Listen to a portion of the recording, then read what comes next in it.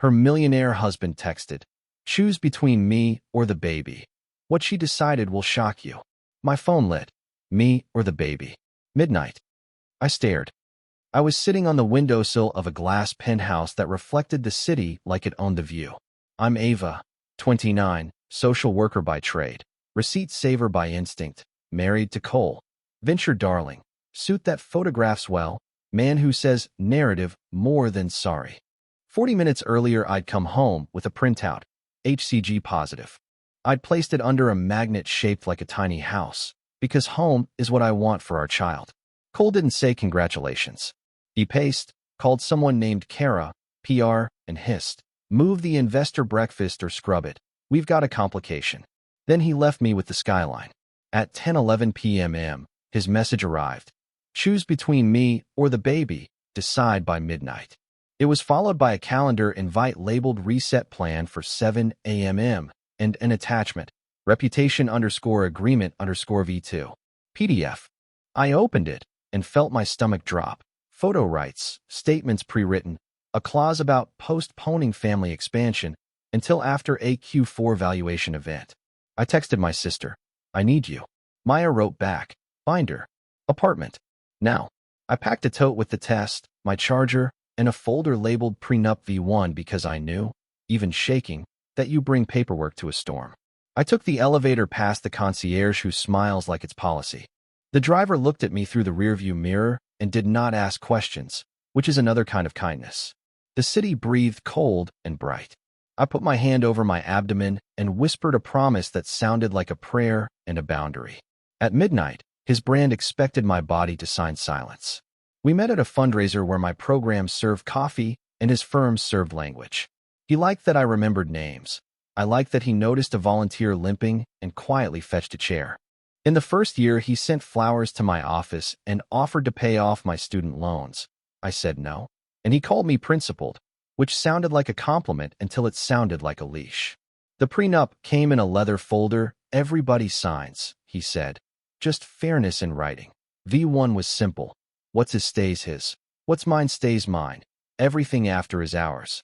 He kissed my forehead when I asked for edits and told me I make everything better. Then came the promotions, the interviews, the photo shoots. Vivian, his mother, talked about optics, smiled with her lips, and called my job noble, the way a museum label calls something quaint. Last month, at brunch, Cole joked in front of investors that kids cut founders' legs by 18%, and Vivian laughed like she'd just solved world hunger.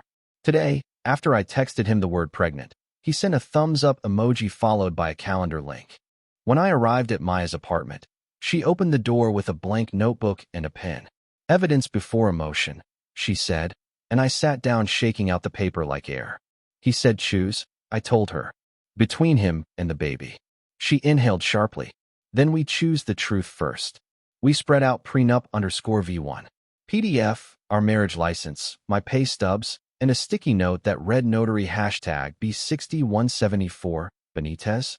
I filed it under questions and poured water for the two of us. I didn't know a contract could swallow a heartbeat whole. The first red flags had been disguised as self-care. Cole once slid across the counter a glossy document titled Wellness Contract, a preposterous mix of gym credits and family timing guidelines. I'd laughed and signed the gym page, leaving the rest blank. Later, I found draft NDAs labeled family_reputation_NDA_V3 with my name spelled correctly and my voice spelled out like a liability. Vivian had texted, "Darling, everyone at your level keeps a private understanding about announcements." Still, I told myself a lot of rich people live by checklists I don't need. I kept my own. Case notes, rent due dates, days my clients landed steady work. Tonight, my calendar pinged a block called Reset Plan. Moved 3 times in 2 weeks, always just after investor calls. I opened Cole's shared folder from when he briefly added me for a holiday party set list and had forgotten to revoke. There it sat, prenup_V3, side letter. PDF, last modified July 2nd, 1841, the same minute a wire went out. I couldn't open it without his password. Maya said, "Metadata is still evidence," and wrote the timestamp down. My phone vibrated again. A pre-written note from Cole, ready for me to post. Health update. After consulting doctors, we're postponing family plans to focus on impact. I could hear his voice, selling my body as a narrative pivot. I kept telling myself maybe he was panicking, maybe he'd apologize. Then I remembered how panic speaks. It asks for help. It doesn't send legal PDFs. I printed everything I could screenshot and placed the pages into sheet protectors because small rituals keep you steady. The calendar blinked reset plan while my test stick dried. Escalation never arrives on schedule. It barges in wearing perfect clothes. At Cole's charity gala last week, under chandeliers that cost more than my graduate degree, he turned to a board member and said, "Kids are off-brand until after Series D," then clinked a glass. I smiled like polite furniture. Tonight, the ultimatum text sat like a toothache in my pocket. He followed it with card ending 9821, frozen and driver, off at midnight.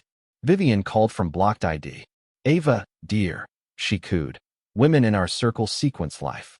You'll thank us when the headlines are clean." "There's a baby," I said. "There's a body that belongs to me." She sighed. "Bodies are material, names survive." After we hung up, Cole sent reputation_agreement_V2 PDF with a clause demanding pre-approval of any medical or family statements, and a consideration payment of $25,000 to an account labeled Wellness Growth LLC should I jeopardize optics. It smelled like hush money dressed in yoga pants. I paced Maya's small kitchen, where the fridge hums and the floor remembers our childhood sneakers. She took my hand. "Pick your ground," she said. "We'll stand there." I thought of clients whose partners texted ultimatums and the brochures we kept by the front desk. I am not my clients, but we share a map, dates, amounts, witnesses, paper. Cole liked to say love is a growth strategy. He was about to learn that love is also a line you cannot cross with a PDF. He weaponized love like a stock he needed to short. I left the penthouse with a backpack, not a plan. Maya made one. "First, safety," she said, handing me a spare key and a blanket like we were 14 again. "Second, documentation." We opened a new email called Ava Paper Trail and forwarded every relevant message. We exported my phone logs, saved CSV files, and wrote the old-fashioned way too, because ink is hard to delete.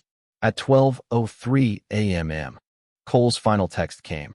"I'll assume your silence equals alignment. Reset at 7. I replied, "No, I'm at Maya's. Do not come here." Minutes later, Vivian called again, leaving a voicemail rehearsed like a press release. "I'm sorry if our tone felt firm. We love you. We want what's best for everyone." She meant everyone who might read about us someday. I pressed save. We made tea. Maya pulled an accordion folder from a closet, the color of thunderstorms, and labeled tabs. Prenup V1, Prenup V3, wires, PR scripts, notary, fob logs. "Sleep," she ordered. I lay on the sofa, hand on my abdomen, listening to pipes tick. I imagined the baby as a stubborn heartbeat tapping Morse code. Stay. My phone, face down on the coffee table, glowed anyway. I flipped it and saw the lock screen. Our wedding photo, my mother's bracelet, the smile of a woman who believed she'd married a man, not a marketing plan. I switched the screen to black and stared into my own reflection. In the morning, we would go to the bank. In the morning, we would start the list. I chose a sofa, a binder, and breathing without permission. Evidence before emotion, I said again as the bank doors slid open. The teller guided us to a small glass office with a plant too green to be real. I asked for a printout of any wires originating from or arriving into Wellness Growth LLC connected to accounts I co-own. The banker, quiet, efficient, printed a sheet. July 2nd, 1841. Wire out $25,000 to Wellness Growth LLC. Memo. Reputation agreement consideration. Last for 1198. I circled the time. We printed 6 months of statements. Then we asked for fob logs from our building. The concierge emailed access logs _unit 48 _0601 0705. CSV. It showed Cole's late-night exits clustered around investor calls. I forwarded everything to Ava Paper Trail. Next stop, the county clerk. Notary search, I said. We located notary #B6174, a Miguel Benitez. His ledger showed no notarizations for our names on any side letters in July. I photographed the page with his permission. Maya checked off boxes on our list with neat, merciless strokes. Back at her apartment, I exported email headers from reputation_agreement_v2. PDF, sent from Kara at Northbeamper.com. CC to Vivian at Roseland Holdings.com. Subject, mitigation path, family edit. I called Dr. Rao, the OB counselor who teaches consent nights at my clinic. Document everything, she said calmly. Do not sign anything. If pressure escalates, we can submit a harassment log with timestamps. I wrote that down too. The numbers began to stack, and with them, a spine. If dates aligned, they'd either save me or condemn him. Breadcrumbs led to a slide deck that made my mouth taste like metal. Cole's shared drive contained narrative_mitigation_Q3. PPTX, authored by Kara PR. Inside, a flowchart titled If Pregnancy Occurs with Branches, Delay, Reframe, Compensate. Under Compensate, a bullet read, Zell $7,500 to key stakeholder for discretion. My screenshot captured July 2nd, 1841 in the footer. Another slide, founder image, family planning talking points, with the phrase, our journey, used like armor. Vivian's email thread read, looping in counsel about updated prenup timing. Need Ava's e-signature by June 14th. My stomach nodded. 0614 was the day of our clinic's vaccination drive. I'd been on site 12 to 1800 hours. I pulled my timesheet. It matched. Meanwhile, my bank printout flagged 2 more wires to Wellness Growth LLC. June 30th, $12,000, and July 03, $8,500. Memo lines, lifestyle support, and follow-up. When I called the PR number, a recorded message chirped. We help leaders tell authentic stories.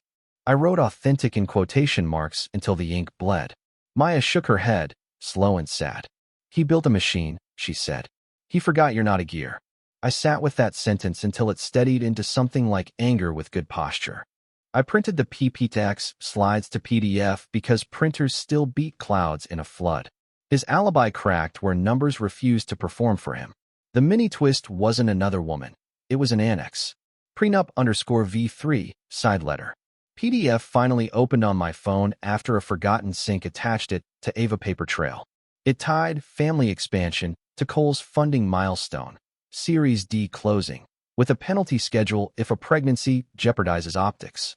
A clause labeled private remedy required me to sign an NDA and accept a wellness stipend should I choose to proceed against counsel.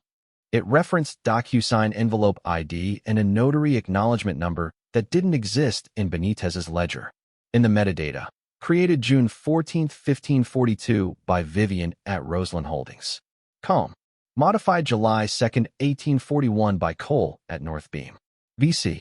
That was the minute of the $25,000 wire. My hands went cold. Maya read over my shoulder, jaw set. This isn't marriage, she said. This is a term sheet jammed into a body. I printed it and slid it beside V1. The difference looked like a before and after of a sky, one open, one boxed in. I texted attorney Benton, who volunteers at our clinic's legal nights. Hypothetical. Pressure about pregnancy, side letter modifying prenup, PR involvement, wires. Advice? He replied, don't sign anything. Gather, timestamp, and propose a meeting with counsel present.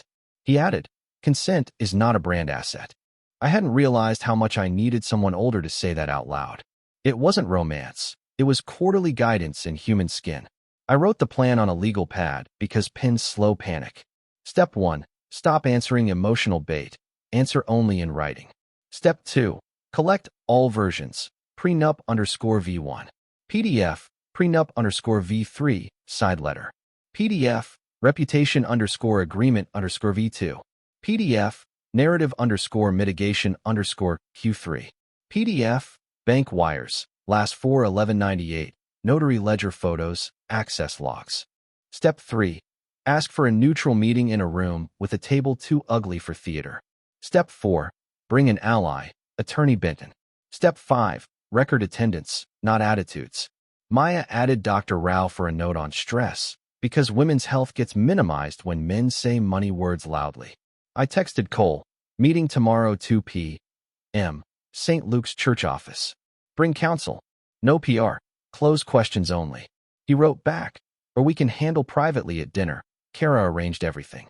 Then he sent a pin to a restaurant and a calendar titled Reunion Dinner. Trap, Maya said. I could feel it too. The linen napkins, the surprise notary, the smile. I replied, no. Church office, 2 p.m. Benton confirmed. I printed the legal pad plan and slid it into the binder because printers make things feel real. I stood at the sink and practiced saying, I'm choosing the baby and the truth. We can decide together how public that needs to be.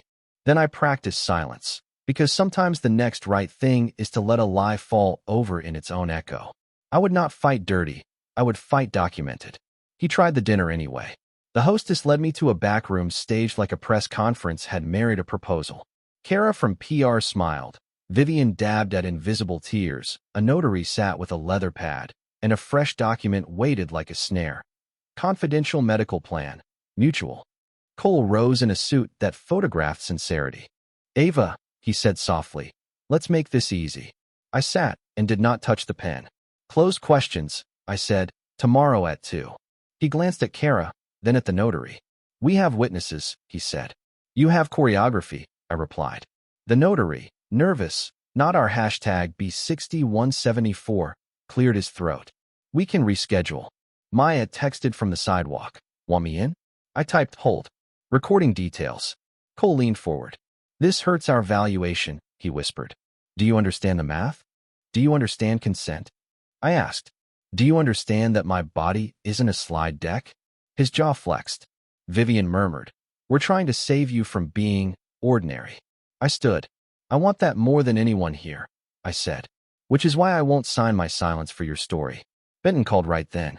On speaker, in a voice that sounded like backbone, he said, any further pressure tonight will be noted for the court. Kara closed her laptop. The notary packed his pen.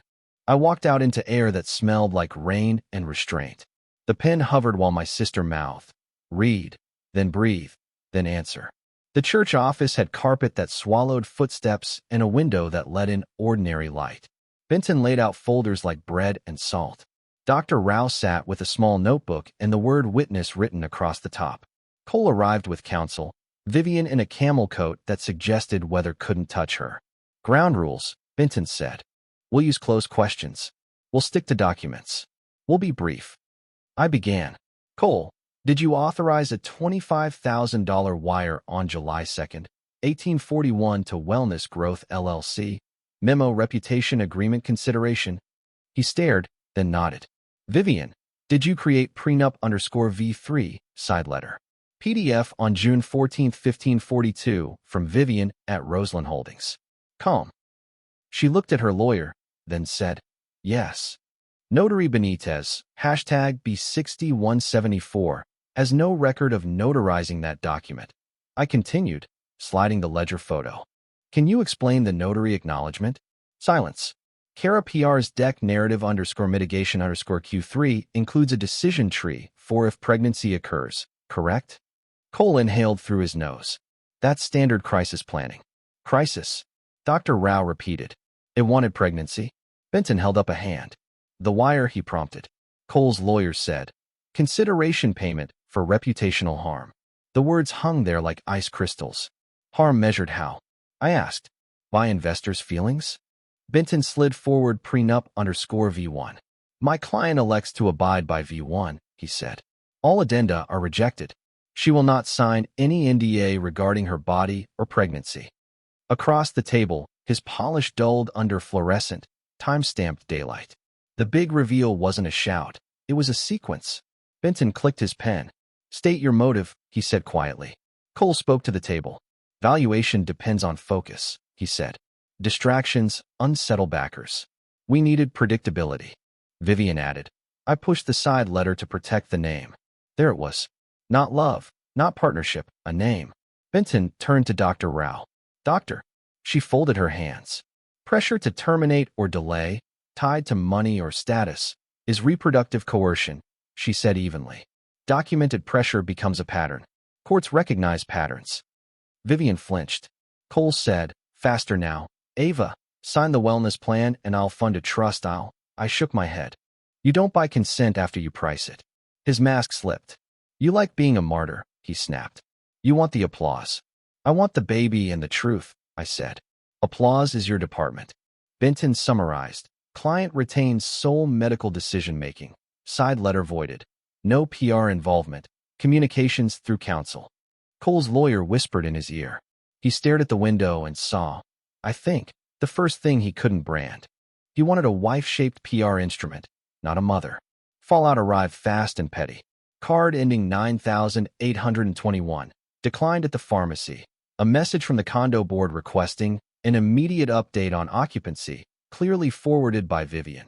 A formal notice from Cole's counsel proposing temporary separation, terms that included returning my key fob. I filed for temporary orders, safe housing, separate accounts, and no contact except through counsel. Benton sent over a harassment log template.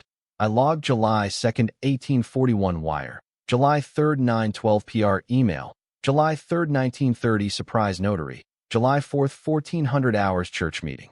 Dr. Rao wrote a note. Patient reports coercive messages, recommends reduced stress, follow-up scheduled. A few friends texted platitudes with knives inside them. Everything happens for a reason. Others brought soups and rides and stayed to wash mugs. My supervisor at the clinic said, "We've got your back. Use sick time. Don't read comments." I didn't, but the edges still found me. Anonymous posts calling me unstable, a burner email promising to leak my client's stories, an empty threat, still hateful. Maya printed everything and tucked it behind tabs. I sat under a blanket and listened to my own breath, steady as a metronome set to survive. I told the baby we were making a different kind of family, small, lawful, stubborn. Threats cluttered my phone. My folder stayed cleaner than fear. Healing wasn't pretty. It was procedural. Benton opened a separate account for me and moved my paycheck through direct deposit. We drafted no contact rules. Any violation pinged his office before it pinged my pulse. I found a sublet, a one-bedroom with creaky floors and sunlight that forgives. I taped the first sonogram to the fridge with washi tape that says yes in tiny letters. Dr. Rao scheduled check-ins and gave me scripts for saying no to pressure in medical spaces. I declined. Document my refusal. I started therapy to unlearn apologies I never owed. Vivian emailed once, subject, Grace, body. Come home before this becomes permanent. I replied through Benton with conditions in writing. No PR contact, no financial leverage, no discussion of my body. Silence returned, which sometimes is mercy. In the evenings, Maya and I assembled a crib with 2 mini screws and laughed until one rolled under the radiator, and we let it go.